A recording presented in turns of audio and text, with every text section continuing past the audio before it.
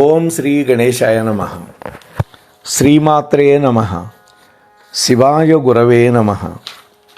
శ్రీకృష్ణ పరబ్రహ్మణే నమః. శ్రీరామాయ నమః. శ్రీ గురుభ్యో నమః. కూజంతం రామ రామేతి మధురం మధురాక్షరం ఆరుహ్య కవితాశాఖాం వందే వాల్మీకి కోకిలం. ఆపదామపహర్తారం దాతారం సర్వసంపదాం లోకాభిరామం శ్రీరామం భూయో భూయో నమామ్యహం. మోహనవాణి పాడ్కాస్ట్ ఛానల్ ద్వారా ఈ వీడియోను వీక్షిస్తూ ఉన్నటువంటి భక్తామ తల్లులకు తండ్రులకు మునుముందుగా నా యొక్క నమస్సుమాంజలి. శ్రీరామనవమి పండుగ సందర్భంగా మనం గత 9 రోజులుగా అనేక విషయాలని రామాయణానికి సంబంధించినటువంటి వాటిని శ్రీ రామాయణ సారామృతాన్ని గురోలుతూ ఉన్నాం. ఈ రోజున 10వ భాగంలో ప్రతికూల సమయాల్లో శుభకార్యాలు చేపట్టచ్చా, కీలకమైన నిర్ణయాలు ఎప్పుడు తీసుకోవాలి, అలాగే గ్రహస్థితి అనుకూలంగా లేని కాలంలో దశరథుడు తీసుకున్న నిర్ణయం, దశరథుడి మీద గ్రహాల ప్రభావం ఎలా ఉంది, ఇటువంటి విషయాలని ఈరోజు మాట్లాడుకుందాం. మానవుడు కర్మజీవి అండి. కర్మల వల్లనే జన్మ పరంపర వస్తుంది. కర్మలు చేయటంలో నీకు అధికారం ఉంది, కానీ కర్మఫలాన్ని ఆశించద్దు అని పరమాత్మ చెప్పాడు. కానీ కర్మఫలం ఆశించకుండా చేసే పద్ధతి మనలో ఉండటల్లా. దానివల్ల ఏమవుతుంది? సుకర్మలు చేస్తే మంచి జన్మ వస్తుంది, దుష్కర్మలు చేస్తే క్రిమికీటకాది యోనుల్లో పుట్టవలసి వస్తుంది. అంటే జన్మ పరంపర వస్తుందండి కర్మల వల్ల. కర్మలు 3 రకాలని శాస్త్రం చెప్పిందండి. 1 సంచితం, 2 ఆగామి, 3 ప్రారబ్ధం.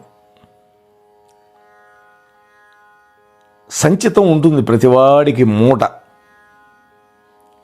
ఆగామి అంటే ఆ జన్మలో కొంత మళ్ళీ చేసిన కర్మ, కొంత అనుభవించగా మిగిలింది తర్వాత జన్మలో ప్రారబ్ధంగా మార్చి పరమాత్మ ఇస్తాడు. అది ప్రారబ్ధ కర్మ, మనం అనుభవించాలి ఆ జన్మలో. అయితే మానవ జీవితాన్ని నియంత్రించేది ఏమిటి అంటే గ్రహ గోచారం. అందుకనే మనం నవగ్రహ పురాణం కూడా చెప్పుకుంటున్నాం మన ఛానల్లో. ఇప్పటికే మనం సూర్యుడి గురించి చెప్పుకున్నాం, చంద్రుడి గురించి కూడా చెప్పుకుంటున్నాం. మానవ జీవితాన్ని నియంత్రించేది ఏంటంటే గ్రహ గోచారం, గ్రహస్థితి. ఎంతటి వారిపైన కూడా గ్రహ ప్రభావం తప్పకుండా ఉంటుందండి.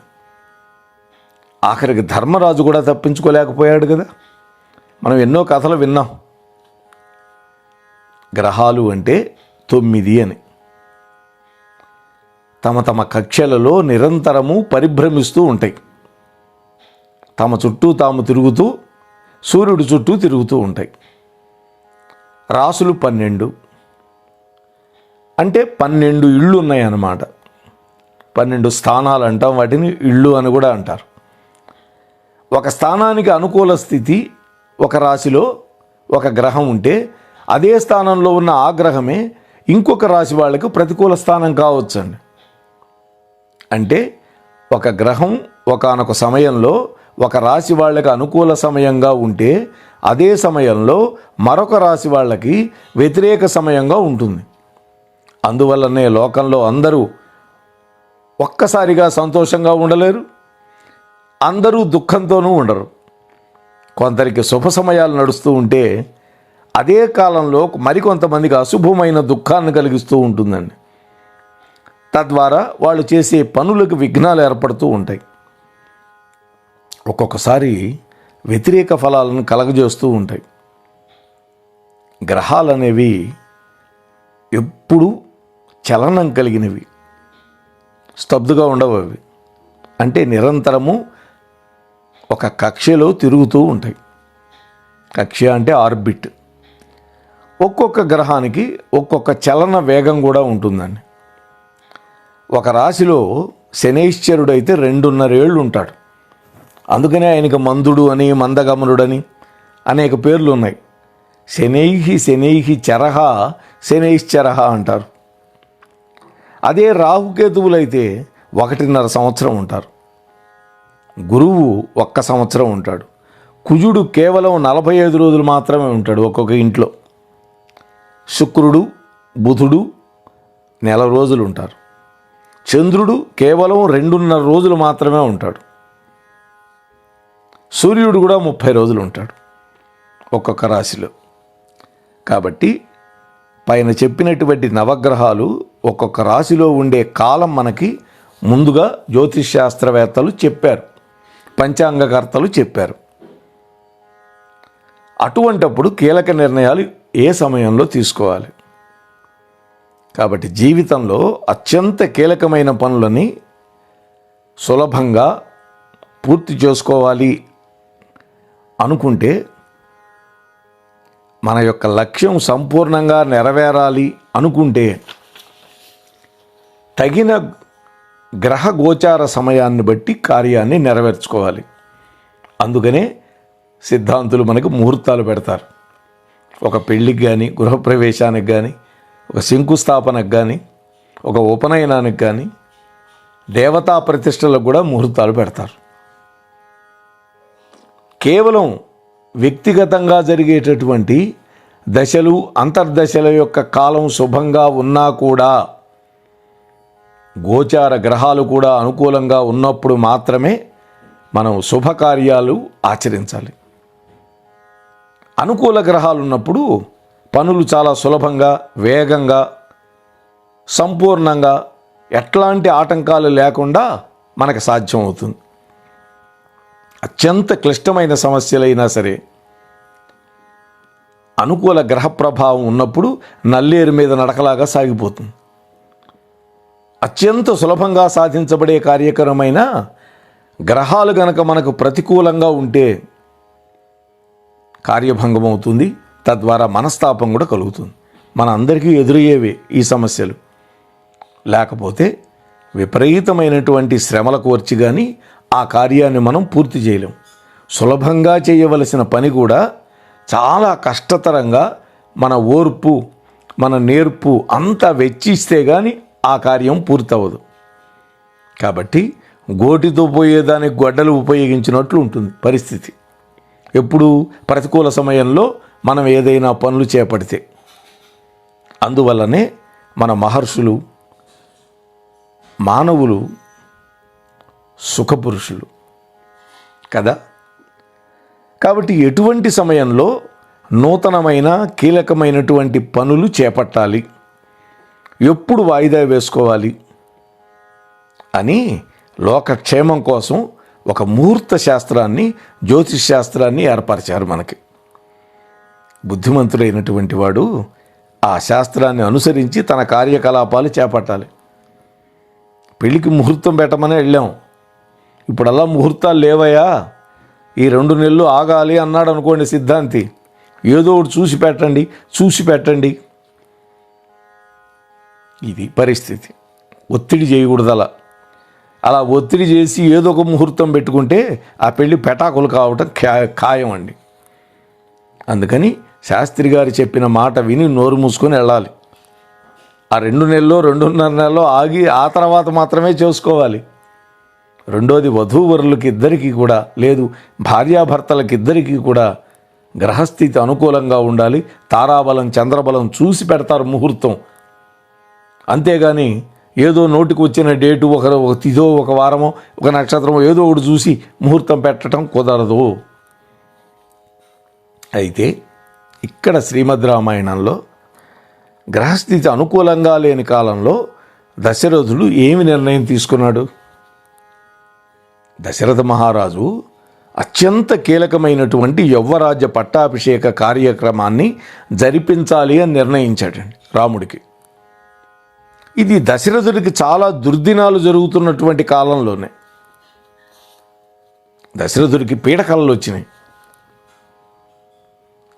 ఆ పీడ కలలకు తట్టుకోలేక తొందరగా రాముణ్ణి రాజుగా చేయాలనుకున్నాడండి. అటువంటి దుర్దినాల్లో నిర్ణయం చేశాడు. దుర్దినాలు జరిగే సమయంలో జరిపే కార్యక్రమాలు ఎప్పుడు కూడా సంపూర్ణమైనటువంటి ఫలితాలు ఇవ్వలేవండి. ఒక్కొక్కసారి కార్యభంగం కూడా జరుగుతుంది. అదే విషయం దశరథుడి విషయంలో కూడా జరిగింది. దశరథుడికి చెడ్డ రోజులు జరుగుతున్నాయి ఆయన జాతకంలో. ఇది అయోధ్యాకాండలో 4వ సర్గలో 17-18 శ్లోకాలు చెప్పారు వాల్మీకి మహర్షి. దాని ప్రకారం దశరథ మహారాజ్ చెప్పాడు రాముణ్ణి పిలిచి, ఓ రామా, మరొక్క మాట ఉంది వినవయ్యా. ఈ మధ్య కలలో నాకు భయంకరమైన అపశకునాలు కనపడుతూ ఉన్నాయి. పిడుగులతో కూడినటువంటి ఉల్కలు మహాధ్వనులు చేస్తూ పగటి వేళ నేల మీద రాలుతున్నట్టు నేను కల్లో చూస్తున్నాను. అంతేకాదు రామ, నా జన్మ నక్షత్రంలో అంటే జన్మ రాశిలో క్రూరగ్రహాలైనటువంటి సూర్యుడు, కుజుడు, రాహువు ఈ ముగ్గురు చేరి ఉన్నారు. ఈ విషయం నాకు జ్యోతిష్ శాస్త్రవేత్తలు చెప్పారు. సాధారణంగా ఇలాంటి దుర్నిమిత్తాలు ఏర్పడినప్పుడు రాజుగారు మరణించడమో లేకపోతే తీరనటువంటి ఆపదల పాలు కావడమో జరుగుతుందని కూడా చెప్పారు. ఓ రామా, ఇప్పటి నా యొక్క సంకల్పం మారకముందే, నా బుద్ధి మారకముందే నువ్వు యువరాజు పట్టాభిషేకుడు కావాలి. ఎందుకంటే మానవుడికి బుద్ధి చాంచల్యం అనేది సహజమైన గుణం కదా నాయన అన్నాడు. దశరథ మహారాజు మీద గ్రహాల యొక్క ప్రభావం ఎలా చూపిందో చూద్దాం. దశరథుడి యొక్క జన్మ నక్షత్రము, జన్మ రాశిలో దుష్టగ్రహాలు చేరి ఉన్నాయని చెప్పుకున్నాం. సూర్యుడు, కుజుడు, రాహువు ఈ ముగ్గురు. అంతేకాకుండా భయంకరమైన పీడకలలు కూడా వస్తున్నాయి. ఇది దశరథ మహారాజుకి చాలా చెడ్డకాలం. అంటే గ్రహ వ్యతిరేకత ఉన్నటువంటి సమయం, గ్రహ అనుకూలం లేనటువంటి సమయం. ఇటువంటి అశుభ సమయంలో శుభకార్యాలు, కీలకమైన నిర్ణయాలు చెయ్యకూడదండి. ఎందుకంటే బుద్ధి వికాసం కలగకుండా ఉండి సరైనటువంటి నిర్ణయాలు మనం తీసుకోలేం. యుక్తాయుక్త విచక్షణ జ్ఞానం కూడా లోపిస్తుంది. బుద్ధి సరిగా పనిచేయకపోయటం వల్ల వాస్తవ పరిస్థితులకు తగినటువంటి విధంగా మనం నడుచుకోలేం. సామాన్యంగా ఇటువంటి సమయాల్లో ఎవడైనా సరే కీలక నిర్ణయం తీసుకోకూడదు, ముఖ్యమైన నిర్ణయాలు తీసుకోకూడదు, ముఖ్యమైన పని ప్రారంభం చేయకూడదు. అలా కాకుండా తప్పడడుగు వేశామా దాని ప్రభావం ఆజీవిత పర్యంతం ఉంటుందండి. దాన్ని ఇక సరి చేసుకునే అవకాశం మనకు ఉండదు. దీనివల్ల ఎంతో నష్టం, కష్టం. దశరథ మహారాజుకి పీడకలలు వచ్చేటప్పటికీ విపరీత భయభ్రాంతులకు లోనైనాడండి. ఒక మహారాజులాగా కాకుండా ఒక సామాన్య మనిషిలాగా వ్యవహరించాడు. ఇక్కడ విపరీతంగా కంగారు పడిపోయినాడు, మనోధైర్యాన్ని కోల్పోయినాడు. అందువల్ల తొందరపాటు నిర్ణయం తీసుకున్నాడు. అదే శ్రీరాముడికి యవ్వరాజ పట్టాభిషేక మహోత్సవం జరపాలి అని. దానికి సామంతరాజులు ఎక్కడెక్కడ ఉన్న పాలకులను పిలిపించి పెద్ద సభ పెట్టాడు. తనకున్నటువంటి 4 కుమారులు అందుబాటులో ఉన్నటువంటి రోజున యువరాజు పట్టాభిషేకం జరపాలి. వాస్తవానికి 2 ఉన్నారు, ఇక్కడ 2 లేరు. వాస్తవానికి వారసులు 4 ఉన్న రోజున జరిపి వాళ్ళందరినీ ఆ కార్యక్రమంలో పాల్గొనేటట్టు చేస్తే వాళ్ళందరి మనస్సు సంతోషపడుతుంది, సంతృప్తి కూడా పడుతుంది. కానీ భరత శత్రుఘ్నులు 2 లేకుండానే పట్టాభిషేకం జరిపించాలని దశరథ మహారాజు తీసుకున్న నిర్ణయం మాత్రం సమంజసమైనది కాదండి. మరి ఎందుకు తీసుకున్నాడు నిర్ణయం? పీడకలలు వస్తున్నాయి, నేను ఎక్కువ కాలం బతకను అని తెలిసింది కాబట్టి చేశాడు. ఎందుకంటే భరతుడు శత్రుఘ్నుడు రావాలి అంటే కనీసం 15 రోజులు పడుతుంది. ఎందుకంటే వారం వెళ్ళాలి, వారం మళ్ళీ ప్రయాణం చేసి రావాలి. ఇది పరిస్థితి. ఇవాళ దాకా ఫ్లైట్లు లేవు కదండి, 1 గంట 2 గంటల్లో వాలిపోవటానికి. అంటే కీలకమైనటువంటి శుభకార్యానికి అందరూ ఉండాలి. ఇది మనం కోరుకోవాల్సింది. మన ఇంట్లోనైనా దశరథుడి యొక్క మనస్సులో భరతుడు మంచివాడు అనే అభిప్రాయమే ఉందండి. కానీ ఒకవేళ అతని బుద్ధి మారుతుందేమో అని అనుమానపడ్డాడండి. అంటే స్వతహాగా అతడు మంచివాడైనా ఎవరైనా ప్రేరేపించి చెడగొడితే రాముడికి వ్యతిరేకంగా మారతాడేమో, లేదు మా తాతగారికి మాట ఇచ్చావు నాకే రాజ్యమి అని ఎదురు తిరుగుతాడేమో. అందువల్ల మనం ఏమి చేస్తున్నాము అని తెలుసుకోలేని పరిస్థితుల్లో ఉన్నాడు దశరథుడు. ఆక్షేపణ లేనటువంటి నిర్ణయం తీసుకోలేకపోయాడు. తనకు జరుగుతున్న వ్యతిరేక గ్రహ ప్రభావం వల్ల కార్యనాశనం కోసం మందర యొక్క బుద్ధిని ప్రేరేపించారు రాహువు కేతువు. రాహువు కుజుడు, చూసారా? ఫలితంగా కార్యనాశనం జరిగింది. ఆ మందర వచ్చి కైకమ్మని రెచ్చగొట్టింది. ఎప్పుడూ ప్రీతితో ప్రేమతో లాలించే తన ప్రియురాలు కైక కోపగృహంలో ఉండవలసిన పరిస్థితికి కారణం దశరథుడి యొక్క గ్రహచారం బాగలేకపోవటమే, ఇంక వేరే ఏం కాదండి.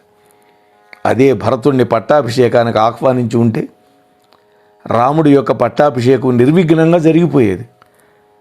ఆనాడే వాళ్ళ అమ్మ దగ్గరికి చేరనిచ్చేవాడు కాదు ఆ మందరిని. కైకేయిని భరతుడు నియంత్రించి ఉండేవాడండి. రామాయణ గాథ మరొక విధంగా ఉండేది. కానీ అది కాదు కదా జరగాల్సింది. రాముడి యొక్క జననం ఎందుకు జరిగింది? రావణాది దుష్ట రాక్షసుల సంహారం కోసం జరిగింది. ఆ కార్యక్రమం జరగాలంటే రాముడు అడవికి వెళ్ళాల్సిందే, వేరే మార్గం లేదు. కాకపోతే లౌకికంగా ఆలోచిస్తే దశరథ మహారాజు ఈ విధంగా గనక చేసి ఉంటే కుటుంబంలో కష్టాలు ఉండేవి కాదు, ఆయన ప్రాణం కూడా నిలబడేదేమో కొన్నాళ్ళు.